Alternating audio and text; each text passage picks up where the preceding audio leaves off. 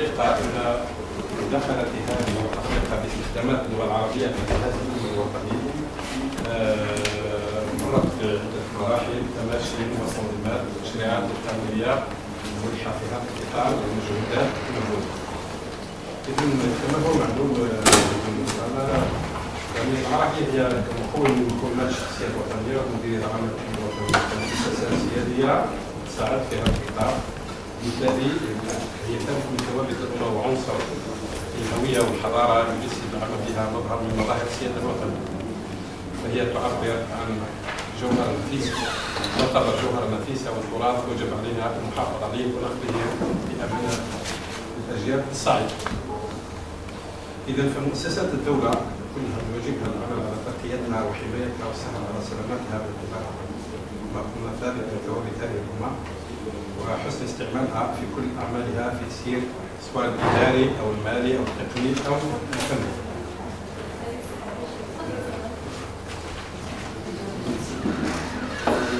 أزيد وقت باعتبار العربية تقنية التواصل بلهجاتها واستعمالاتها بمصالح الأمن الوطني تصور كلسان مستعمل في مخاطبة الموظفين كذا يصير إعلام الاتصال في مجال الاتصال خارجي جهاز الأمن الوطني في أشكاله المختلفة مباشرة وغير مباشرة.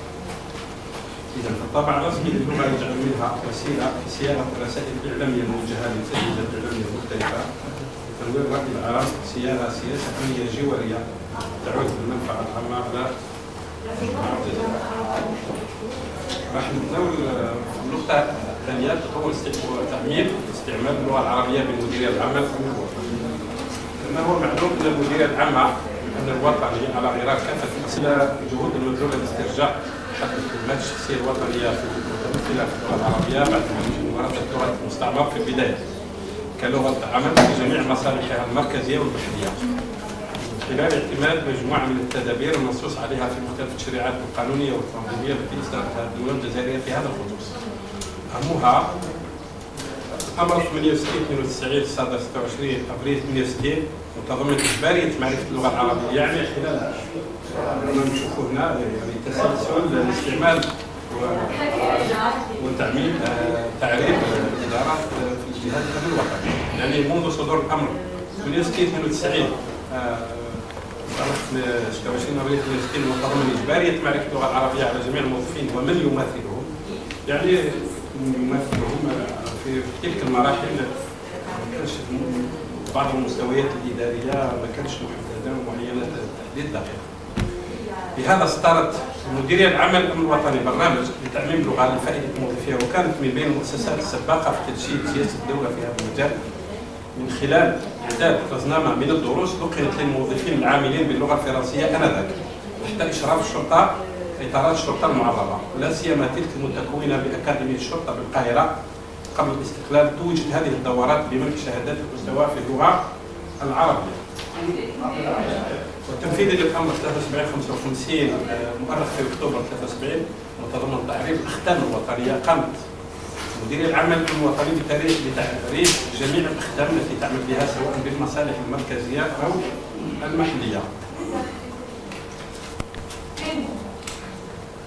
بداية من تلك السنة أيضا شرعت المديرية العامة للأمن الوطني لتوظيف الشباب المتخرجين، يعني سنة 73 توظيف المتخرجين من المدرسة الجزائرية الذين تعلموا باللغة العربية في سلك الأعوام والكتابة.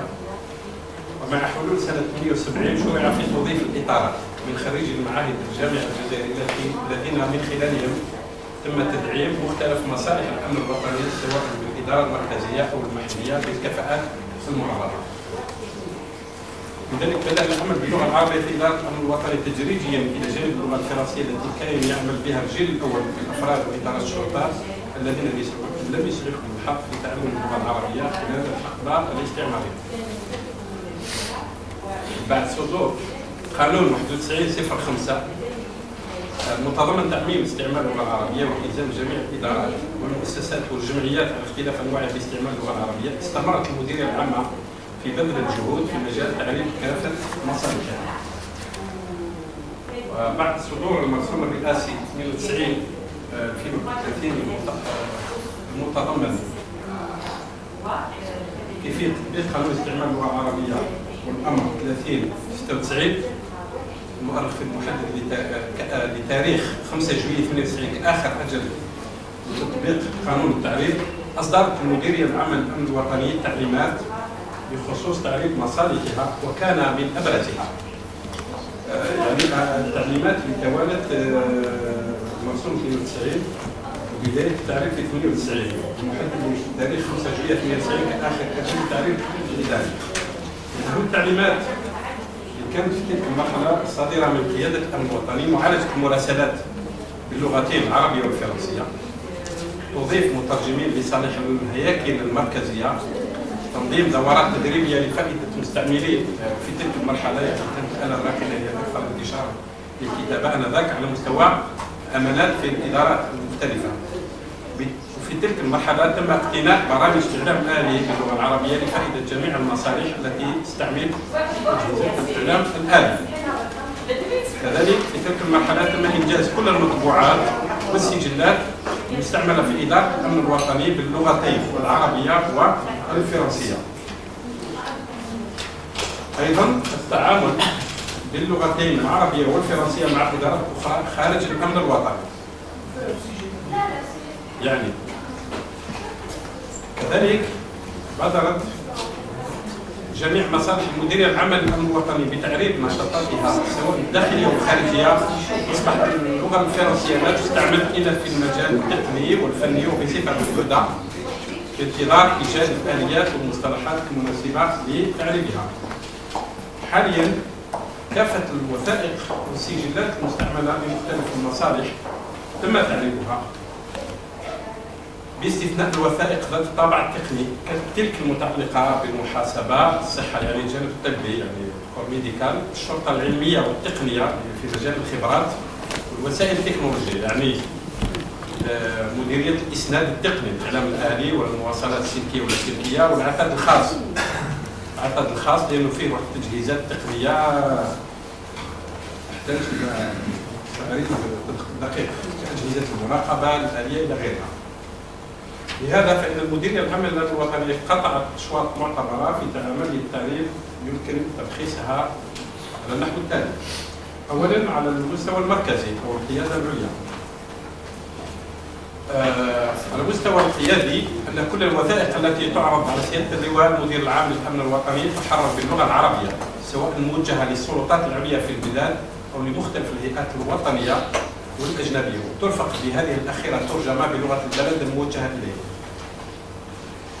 كذلك أن دراسة ومعالجة البريد والمراسلات الرسمية باللغة التي ترد بها، لأن على حسب إطار التعاون بين البلدين، غير أن الرد عليها تكون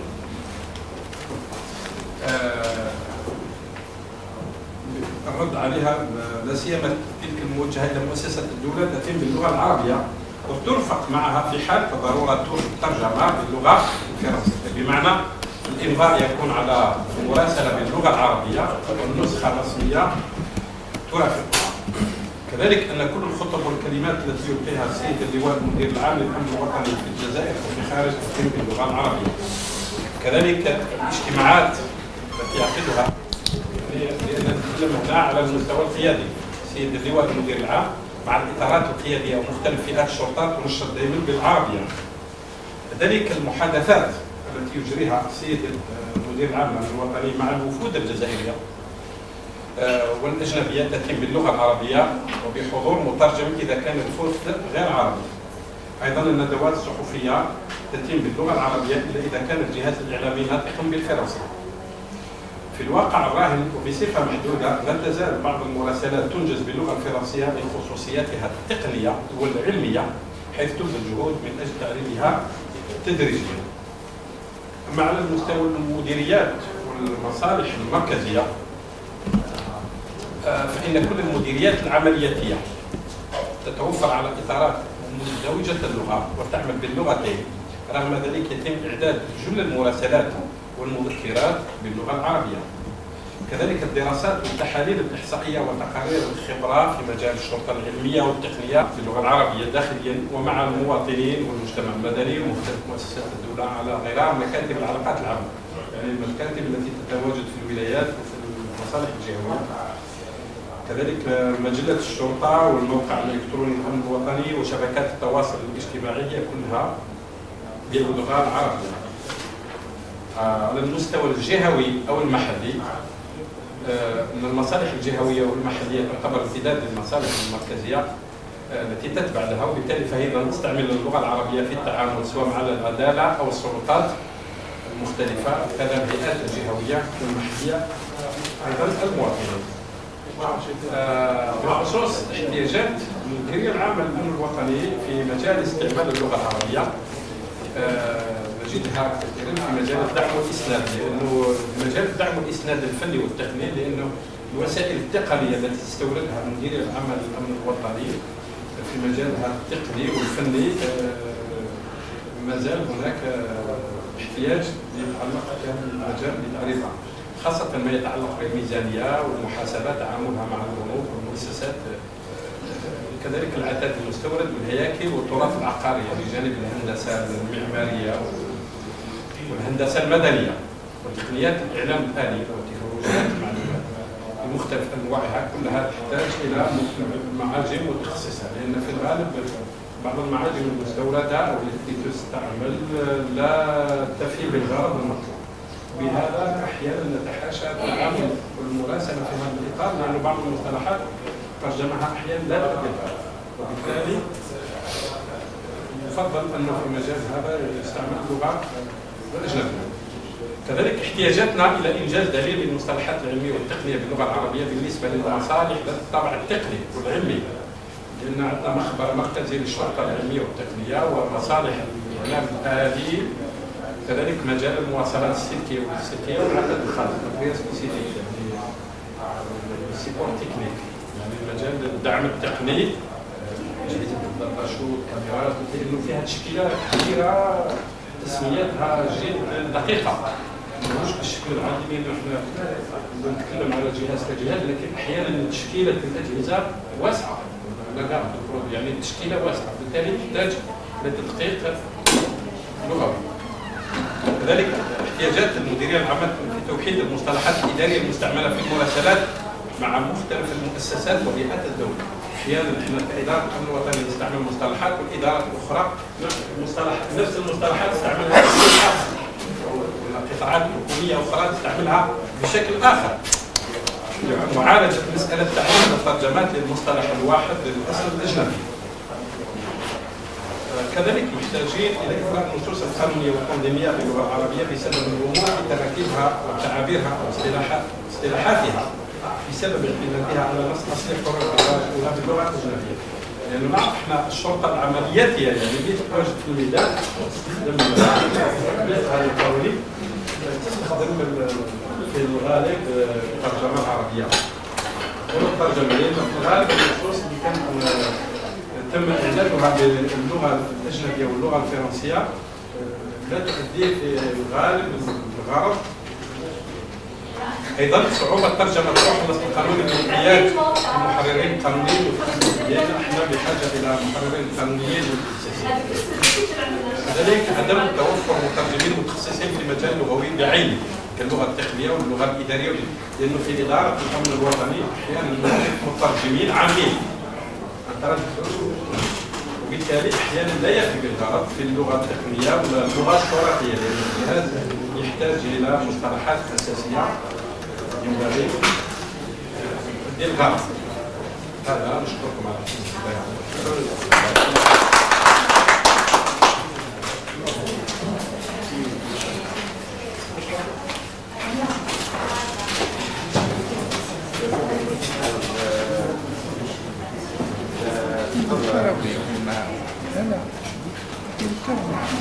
بسم الله الرحمن الرحيم، والصلاة والسلام على أشرف المرسلين سيدنا محمد وعلى آله وصحبه. البحث العلمي والتقني للغة العربية تدبير نشاط العمل، هذه مناقشة الانشغالات الميدانية المتصلة باستعمال اللغة العربية في مختلف القطاعات من أجل رصد الحاجيات الحقيقية في مجال استعمالها والوقوف على ما يعترض سبيل أداء اللغة الوظيفي في الميدان، لا تأتي في سياق تاريخي هام يحتدم فيه التنافس بين اللغات من أجل التموقع في مختلف فضاءات الإدارة ودوائر القرار.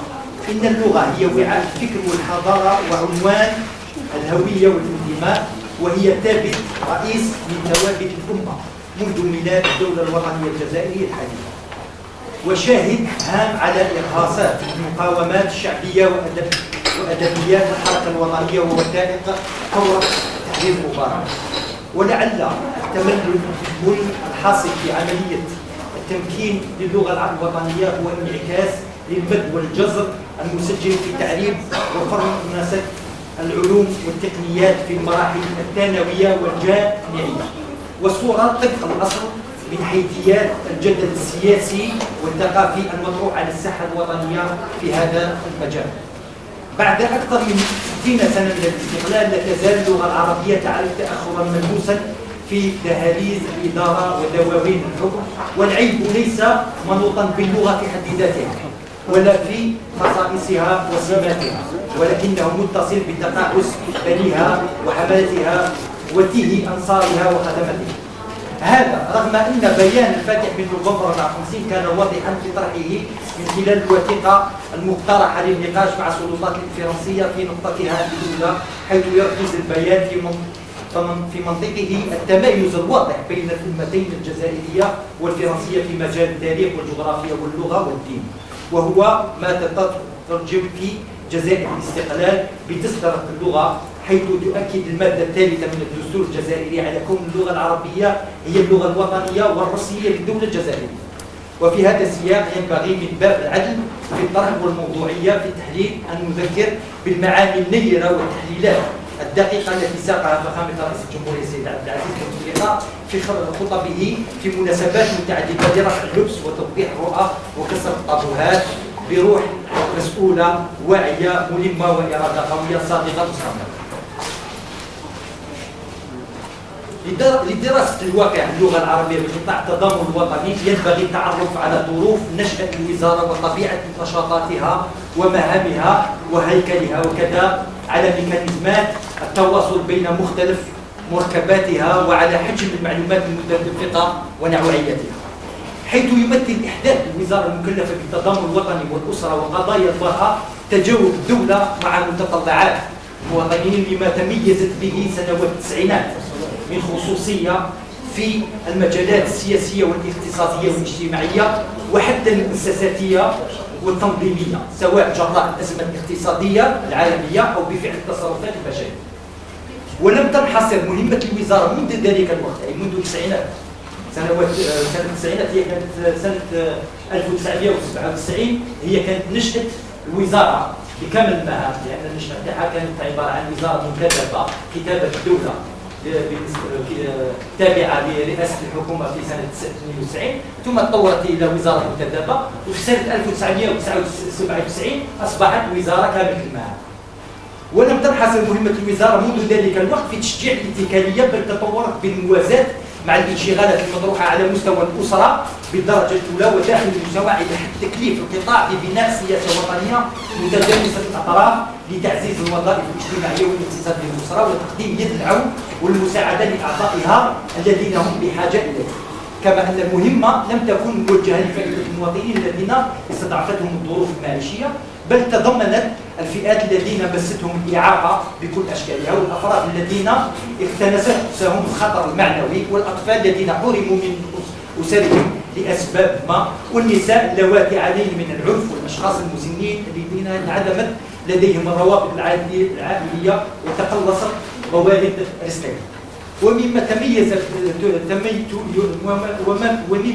تميز به القطاع كذلك اعتماده في ممارسة الصلاحيات المخولة تارة للمسؤولية عن النشاط الاجتماعي وتارة على التشغيل، وأخرى على الجالية الوطنية المقيمة بالمهجر، إلى إعلاء دور المرأة ومكانتها داخل الأسرة وبالمجتمع كمواطنة وكأم تهم قضاياها كل الذين يحومون حولها، لأن طمأنينها يضمن استقرار البلاد والتماسك الاجتماعي. ولم تضمحل فكرة التضامن الوطني من المحيط المؤسساتي منذ 1994، بل اعتلت من تبعية المحضة إلى برامج وخرائط واستراتيجيات وسياسات الغاية منها الإدماج عن طريق الإعانات الاجتماعية المديرة للدخل بفضل ممارسة نشاط الالتزام الخاص أو في إطار شبكة التنمية الاجتماعية المستدامة. أما من حيث التنظيم الإداري فلا بد وأن نشير إلى وجود مديريتين عامتين تتولى الأولى العناية بالأشخاص المعوقين وتسهر على إدماجهم، بينما تكلف الثانية بحماية الأسرة وترقيتها في ظل التغييرات التي تواكب المجتمع العالمي. وهنا كذلك وكالة للتنمية الاجتماعية ووكالة وطنية لتسيير القرض المصغر لتضمين السياسة القطاعية الموجهة للأسر، مع تقديم الدعم من حيث ولوج سوق العمل بالاعتماد على التوجه الصريح الذي تحدده مديرية مركزية للتنمية الاجتماعية وبرامج محاربة الفقر والاقتصاد. وكذلك هناك مديرية للتخطيط واقتراح إحداث مؤسسات ومراكز استقبال فئات ضعيفة من المجتمع من نساء معنفات وأطفال محرومين من الأسر أو معنوي أو مختلين ذهنيا أو عديمي البصر أو ناقصي الحواس سنين أو مرضى.